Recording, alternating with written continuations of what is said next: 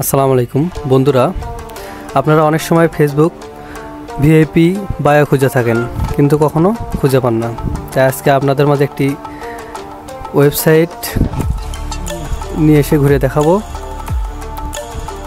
ওয়েবসাইটে ঢুকবে, একটি ব্রাউজার ওপেন করে টেকপিক্সি নামে একটি সার্চ দেবেন। সার্চ দেওয়ার পর ওয়েবসাইট ঢুকলেন,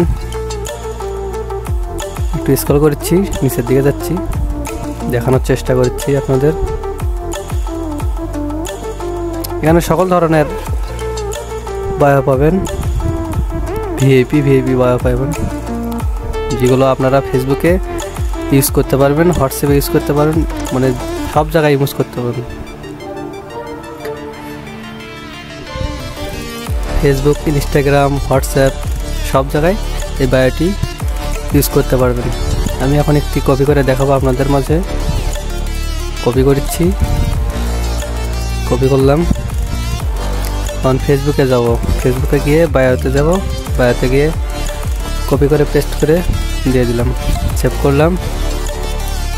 দেখেন ভিআইপি বায়ো হয়ে গেছে। Thank you.